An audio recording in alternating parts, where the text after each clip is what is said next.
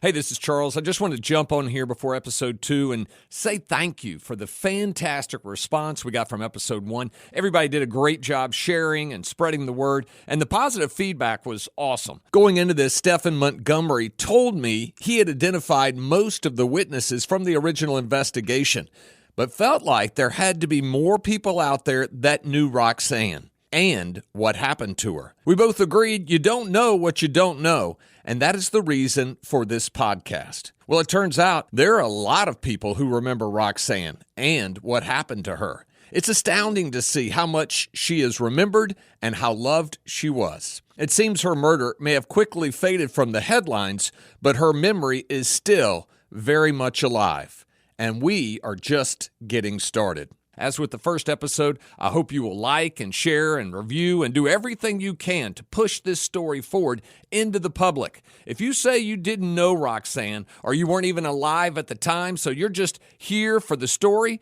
that's not exactly right. You too have a role in advocating for her. The harder we work to get this story out there, the more people that hear it, the better chance we have of running into someone who has information that can help solve this crime.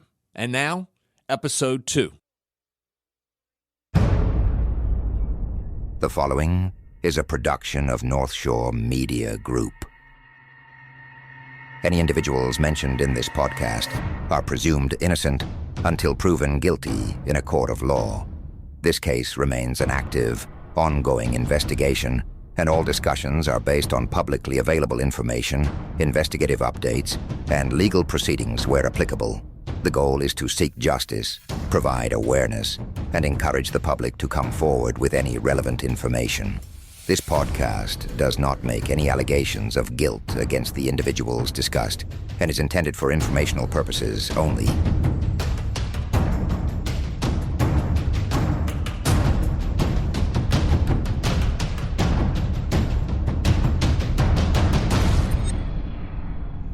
It was February 9th, 1982, that Carolyn Schmidt contacted the St. Tammany Sheriff's Office to report her 16-year-old daughter was missing. Roxanne Sharp was no stranger to police. By the time she was 16, she had been arrested several times for fighting and criminal damage to property. She was known to use drugs and frequented the company of older men who gave her money. She was a tough little thing, 5'1", 140 pounds with dyed blonde hair. Her body was found near the Covington Fairgrounds on Friday, February 12th. The crime has never been solved. Roxanne hung out with a group of young adult males in an area of Covington known to the locals as the O-Zone. Someone famous, or infamous, hung out in the same area around some of the same people.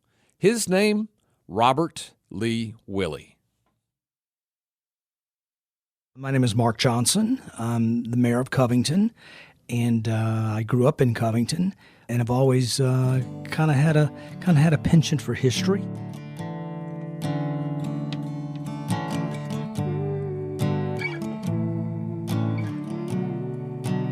Donald Sharp.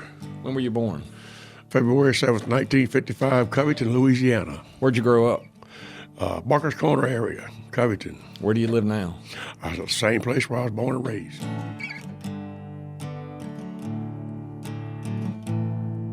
What was your position 35 years later? Chief Deputy, number 2. And I started at the bottom.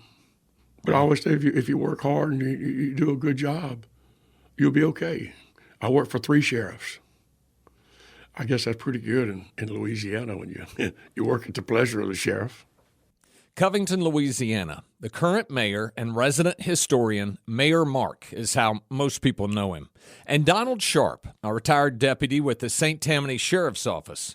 One to tell us about Covington, the other to tell us the story of Covington's most notorious citizen.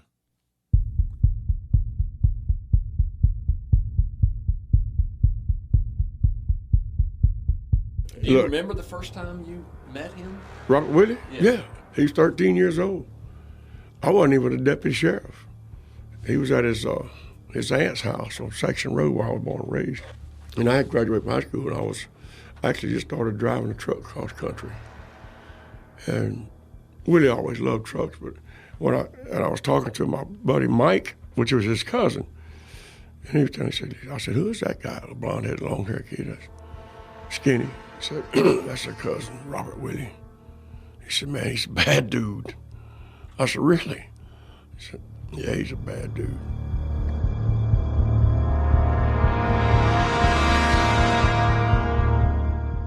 I was an elementary classmate of Robert Lee Willie, and I do recall going into Nathan's one day, and in the very back corner was a pool table, and I walked in the front door. I was about 16 years old, and Robert Lee was in the back of the room shooting pool by himself, and he looked at me, and I looked at him, and we both realized I was in the wrong place. So I immediately turned around and scooted back out. I'm Charles Dowdy with the North Shore Media Group.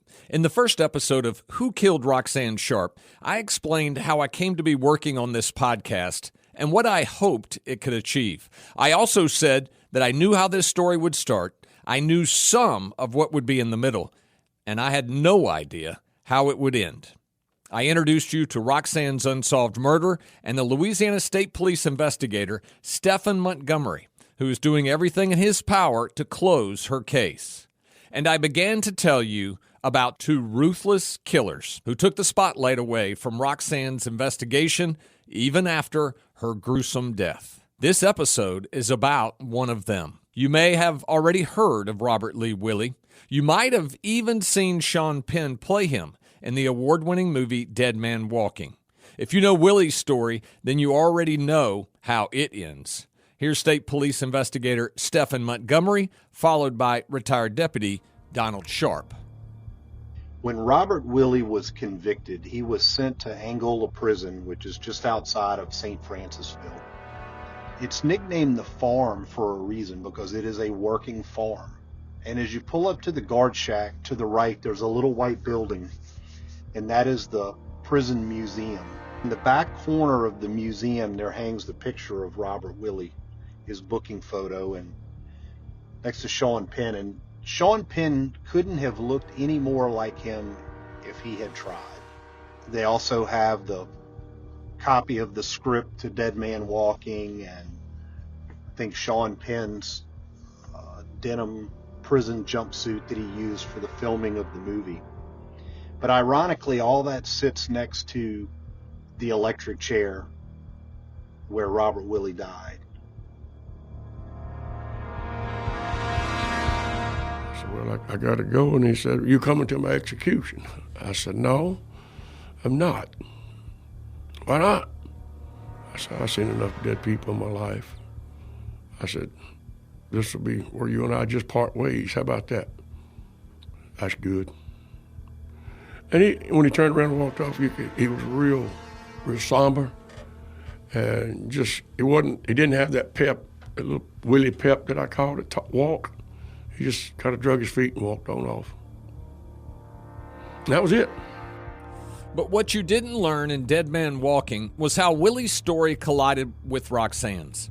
In his short life, Robert Willie created mayhem. He was ruthless, cruel, and deadly. But his story has a beginning, a middle, and a conclusion. While Roxanne's life may have ended in a patch of woods beside the Covington Fairgrounds, her story hasn't. I would argue that the chaos around Willie may have had a role in denying Roxanne's story her own ending. I grew up in a small town just over the Louisiana-Mississippi state line, although I live here in Louisiana now. Like Roxanne, I was an 80s kid, and the only thing between me and the city where she grew up was a line across the interstate and about 50 miles. But when I was growing up, coming to Louisiana was like traveling to a different world. Everything was louder, more fun, more relaxed. Personalities seemed bigger. People were more colorful. And big hearts. Look around any natural disaster in the lower 48, and you'll probably find a crew from South Louisiana cooking and helping out. People in Louisiana do crime pretty well, too. From white collar to murder, our crimes usually match those larger-than-life traits. But the Louisiana I know now was not necessarily the one Roxanne grew up in. And the city of Covington, Louisiana, where I work every day, was a different place in 1982. Here's Mayor Mark from the city of Covington. I guess first things first, you don't have to tell me your age, but what were you doing in 1982, and what do you remember about Covington that would be obviously different than today? What I remember that downtown in 1982 was still really kind of quaint. We were actually in 1982. I would say that we were closer to looking like we did in 1968 than we did in 1995. The city of Covington had the same mayor, Ernest Cooper, in 68 that we had in 82. We had Sheriff Pat Canulet, who I think is a name that probably a lot of folks don't remember at this point. Downtown, down there by the trailhead in Gibson Street, if you think of Matina Bella and Dependable Glass and Abita Roasting, that's right along Gibson Street, there was a railroad track through the middle of the street. And you could have a train car coming down the middle of Gibson Street in 1982. So it was quite a bit different. The Alexius Hardware was still in business selling lumber directly across from the trailhead. The depot there that currently hosts Lola restaurant had a different restaurant named The Depot, which was Benny and Shirley Delazon, who had moved the Forest Steakhouse there. Caddy corner from the trailhead was Riverside Ford Motor Company, where the wheelwright shop is today. If you were buying a new Ford, that's where you purchased it. And the Ozone Meat Company or Butchery was just behind it. And where we know the beer garden today would have been Burns Furniture, Appliances, and Ben Franklin 5 and 10. There was no Walmart. As if I'm remembering correctly, we did not have a Walmart. It was sleepy little streets, Gibson Street Bar. Matina Bella was actually Nathan's, which is where you got the best oyster po' boy on the North Shore. And the Sword Thumb Tavern was located about where Cilantra's is today. It was the same building, Cilantra's, and that was actually a biker redneck bar. It was a little bit different time. It was much closer to the 1960s than it was to the 1990s. So it was definitely a quaint time, a quiet time, and but we did have a few honky tonks, and we had a few places where you could cut up. And then I had some in the 70s. I went to a school called St. Paul's, and we were pretty much rivals with some Covington High School people. And so some of the guys from Barker's Corner and up that way would take the liberty of chasing me on a Friday night in our cars, and there was gunfire. So not Are at you each kidding? other. I didn't have a gun, but they said not too long ago I was talking to one of them, and there was a couple of us telling the story, and one of them who was shooting towards me. I said, "Yeah, Ricky was shooting at me," and they said, "Ricky wasn't shooting at you. If he was shooting at you, he'd have hit you. Ricky was just shooting." How, if somebody's listening to this podcast, they're not familiar with this area, how would you describe Covington today? Covington today is easily described as Mayberry on steroids. We've got our little historic downtown that was a viable business area in the 1800s, little viable business area in the mid 20th century, kind of traditional boarded up community in the late 20th century.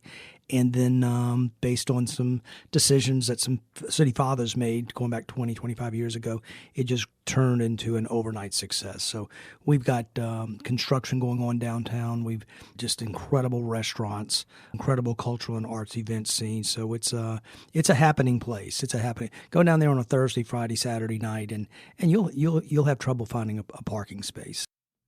We heard about the tough area of Covington called the Ozone back in episode 1. Here's Donald Sharp. Were there regular folks that lived in the Ozone? Yes, they were, and they knew these thugs. And to be honest with you, there was a lot of them kin, okay? And they just stayed out of the criminal business. They didn't want to cross them and didn't want to get them on the wrong side of the criminals, If we were out there investigating something, along with the city police, if we was investigating a crime that happened, and you could talk to people and say, "Well, no, we didn't see nothing." We didn't. They stayed away from it, and you had to respect that, from their perspective, because they still had to live there amongst these gangsters, And that's what it was, just a bunch of small-time gangsters that grew up to be mean gangsters too. like Robert Willie. He didn't live there alone, but he frequented. All his folks was there, and some more of them. Joe Vaquera. There was a whole lot of them I could sit here and name out. That were criminals that we dealt with from that area. What about today? You ever go through that area? I do. If you look about it today, what do you see? I see a lot of different places in the Ozone. I do. And I ride through there every day. I rode through there coming down through here. I just ride through there and look at some of the old houses and where some of the gangsters used to live. And you see people standing in the yards, but it's different people. It's good to do that. I mean, I enjoy riding around looking at it now. You can without having 6 guns. Was it really that bad? Yeah. Look, that's where all their plannings was done, in those homes, in their mom and dad's houses. Their mom knew to say nothing about them. Some of Perry Taylor was one that was over from there. His mother supported him to the end in all his ventures. Whatever he done, he never done anything wrong. And then he teamed up with Robert Willie a couple times on some other issues and some other cases that we worked. And, eventually we got our hands on him, but it took a while. It took a long time. A couple of names there, Robert Willie, Joe Vaccaro, Perry Taylor. Those are just some of the bigger names in and out of the Ozone at that time. We'll get into those names and more in just a bit. If somebody asked you to describe Willie, like what he was like, who he was, how would you do that? As far as in his younger days, when I first met Willie, he tried to be like a normal teenager and fit in, but he couldn't really. He had a mean streak in him, and if he got mad at a kid, he beat him up, and he might get beat up, but he didn't care. It didn't make no difference. I guess he was making his statement as being a bad guy then early on, and as he grew older, I think he got a little more streetwise. He was real street smart, not book smart whatsoever, not at all. And the people he was hanging around with early on, his kin folks that were good people on the other side of the family, I think his mother tried to push him into that group because they were good people. They were. They lived up there by where I lived, born and raised, to try to get him to do things like they did, be respectful and go to school and do good. And he wasn't going to have none of that, And he would always refer back to his daddy. My daddy's in the penitentiary, and I'll probably wind up there. So, and as he got older, the mean part of him, you couldn't see it, like it was when he was younger. You could tell he was looking for trouble when he was 13, 14 years old. But as he got older, you couldn't see that in him, but it was still there. As a working deputy for the STPSO, Donald Sharp ran into Robert Willie on a regular basis. Now, I'm well aware that as we head off into Willie's crimes, things can get confusing. If you get lost, I'm going to circle around and explain it all again at the end. It's a lot. That's the way it was with him, And every time I saw him when I was working, if he was out in a bar room, one he used to spend a lot of time out was a sunset sunrise, right? I don't know if you remember. It was a big double-wide house trailer. Made a bar out of it right at 190 and 25, right there where that little shopping center is, right there on that corner. It drew a crowd. And it drew a crowd of people like Willie and his group, And we do bar checks, go in there. I guess he thought it was cool when he come walk, shake hands with me. Hey, what's up, Duck? What you looking for? So I ain't looking for nothing. I'm just looking to see how many gangsters are in here so I know what I'm dealing with tonight. And that was the reason we done bar checks, to see who was hanging out in the bars. And the fight started. Once you see certain people in one bar, so we'll be back here by midnight, they'll be fighting. And they fought. And Willie was making his, but he didn't frequent every bar. The tavern in downtown Covington was one of his favorite spots. And other people have talked about that with him. The tavern. And the tavern was just an old, small bar. But he hung out there a lot. That's where he met Dennis Hemby, the guy he killed from Missouri, in there. Mm-hmm. And a lot of people who smoked weed hung out in there. Now, where did Hemby fall into? Where was Hemby in this mix? Hemby just was a guy that... No, in the timetable, where was Hemby? He killed Hemby before he killed Faith Hathaway. Okay. Yeah. But Hemby was just a guy sitting in the bar, in the tavern, and talking to these two clowns. He said, "You got any weed?" "Yeah, I got a little weed." I said, "Okay, I want to buy some." He wasn't going to buy nothing. He went out to his van and said, "Let's go take a ride around and smoke a joint. We'll get a bag." They rode out there to where they killed him. And he had 10 bags of marijuana, is what they got out of it. But he was just a guy sitting in the bar, not bothering nobody, doing odd work, whatever he done, Hemby. I never seen Dennis Hemby. Never knew him. I mean, if I did, I didn't know it. But I know myself and John Bonnell recovered his vehicle on that little grassy road out there. Mm-hmm. But Hemby's just... I think Hemby was going to be one of probably Willie's second victim as I go back on my interviews with him, because the other two were, he picked one up hitchhiking out in that old truck, and I know he killed him. I really believe that in my heart. He dumped him in a gravel pit. He said he put a chain around him, but never would tell me what gravel pit and where it was at. So, and then the other one, he supposedly buried the body. And the reason I believe him, and there's a lot of other things a lot of people say, he just lied to you. Well, when Christmas Eve, myself and Louis White, and I told you about the vehicle with the white Comet, and Willie was driving it, and wrote him the tickets, and Willie was standing there laughing, talking to me. He said, "He thinks he's hurting me writing me these tickets, Duck." I said, "I don't know." He said, "Shit, I just go serve my time. I ain't paying for him." And if he got a ticket, he wouldn't pay for it. They give him 10 days in jail, he's out. So that kind of stuff right there. But that night, I was sitting there looking at the car, because Lewis wrote him a ticket for improper equipment because the windshield was caved in. And that's where he ran over that guy and killed him. Lot to unpack there. That guy was supposedly a hitchhiker, and perhaps one of the only times Willie killed someone by himself. Although, as Donald Sharp notes, his body was never found. There was another drifter, again, body never found.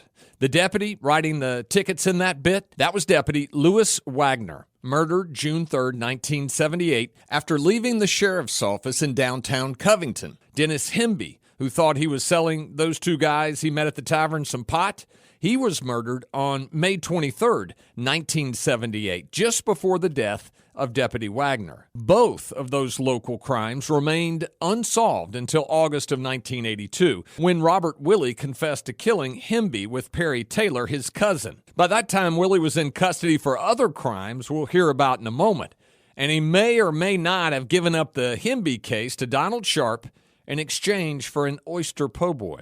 Taylor got 21 years for manslaughter in Hemby's death. Willie confessed that he and 3 other men were responsible for killing Deputy Wagner after leaving a bar late one night.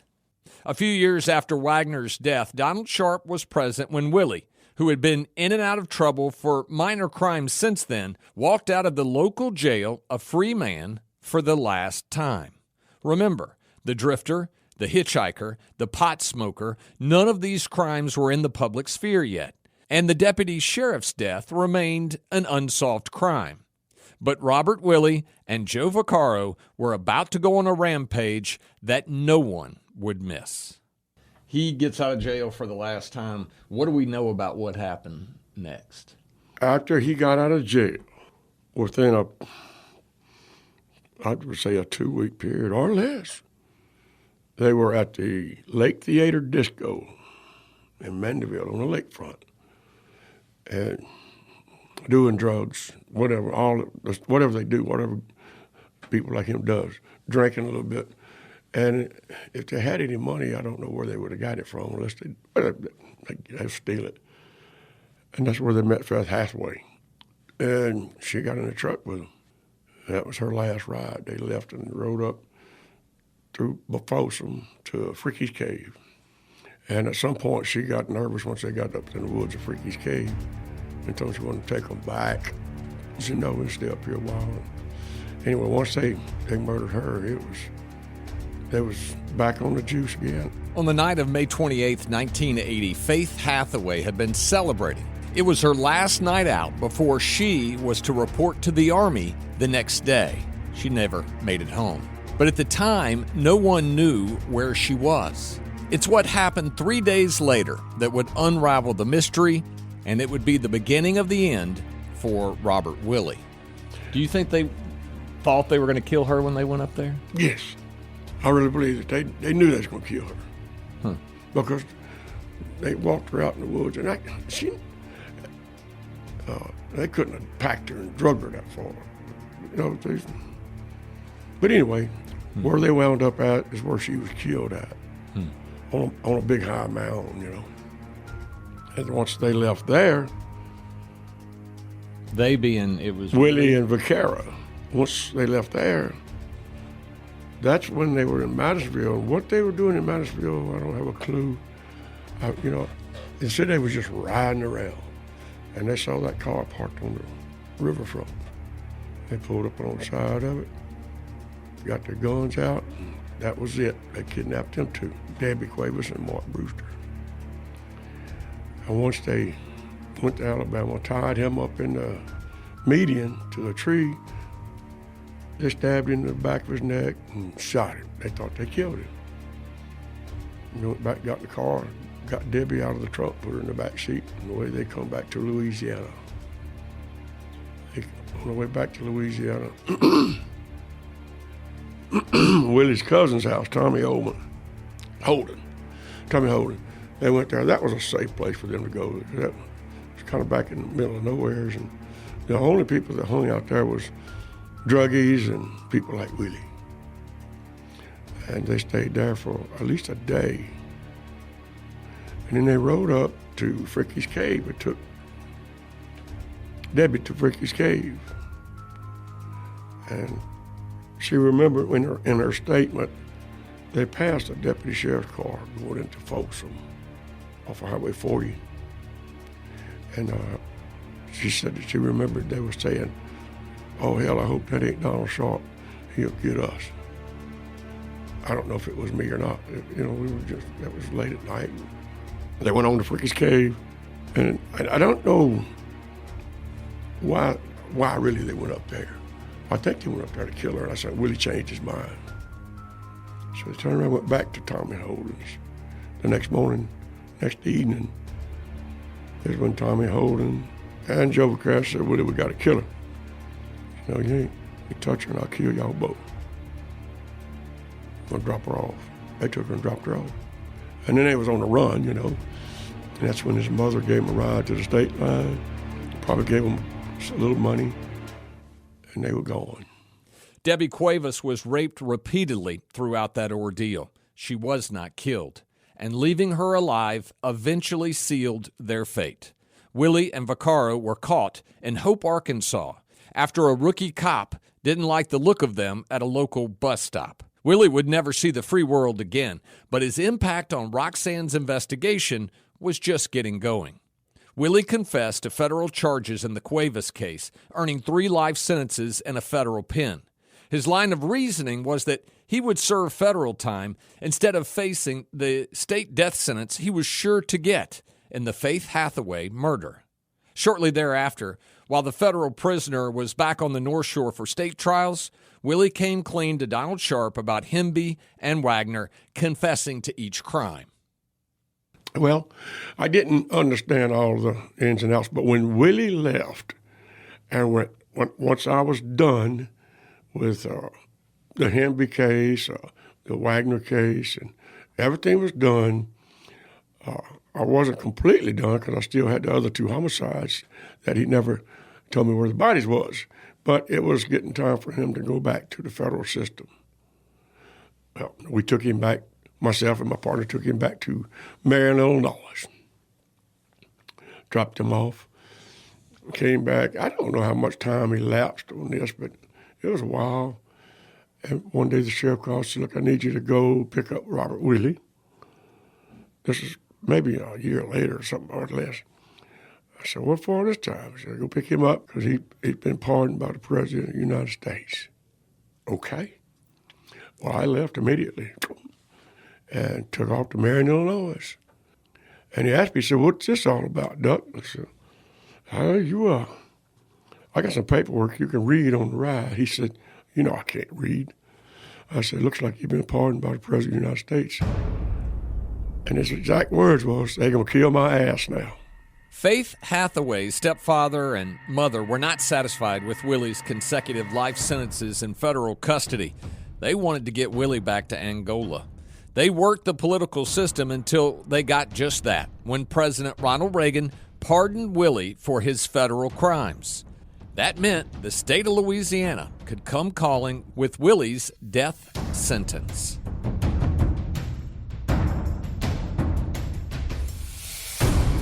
I've tried to piece together what I can about the Robert Willie crime spree. Is what I've produced perfectly right? I'm not sure.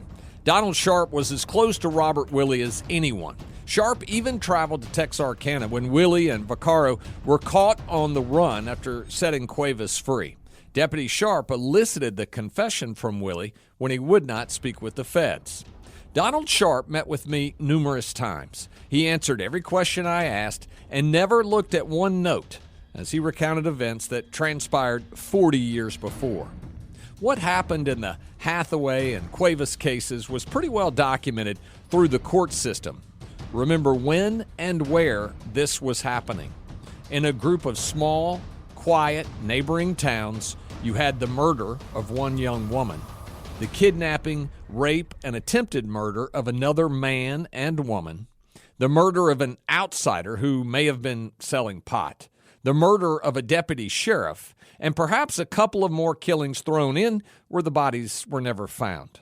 And the common denominator in all those crimes appeared to be Robert Willie. Now, throw in the brutal, unsolved rape and murder of a teenage girl. But remember, Willie had the world's best alibi because when Roxanne Sharp was killed, he was sitting in a federal penitentiary.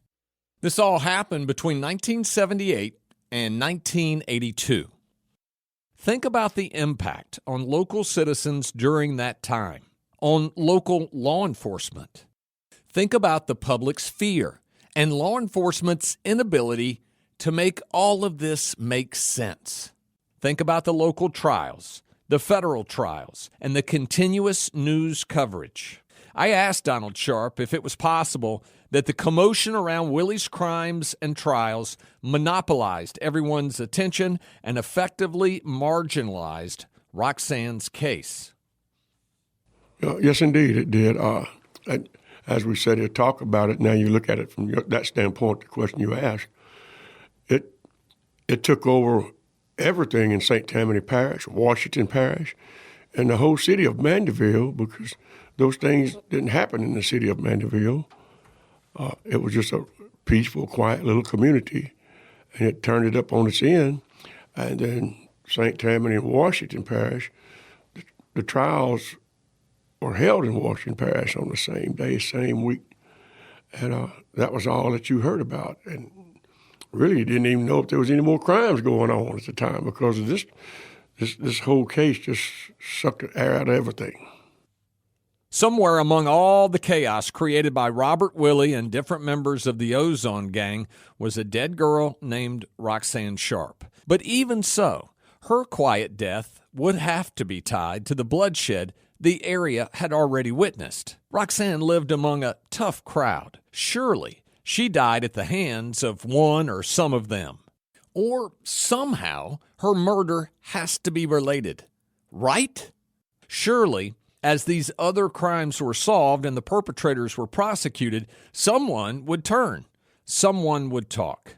Someone would take a deal and explain what happened to Roxanne and who was responsible for her death. Except that never happened, because about that time, a traveling serial killer entered the story. His name was Henry Lucas. Here's Covington Police Detective Bart Owenby. During his arraignment for the murder of Kate in Williamson County, Texas, he's in the courtroom and the judge they're going through the motions and all that. Well, Lucas makes some comments like, hey, what are we going to do about these other 100 murders that I'm responsible for, right? So, of course, that kind of shuts everything down. The judge is like, okay, well, we need to figure this out, right? So that's around when the Lucas Task Force was formed in Texas. Who Killed Roxanne is a North Shore Media Group production. New episodes drop weekly. Original music by Cresley Kalura. Connect with the podcast online at whokilledroxanne.com. If you have a tip or information for Louisiana State Police, call 985-635-3167 or email northshorecoldcase@la.gov.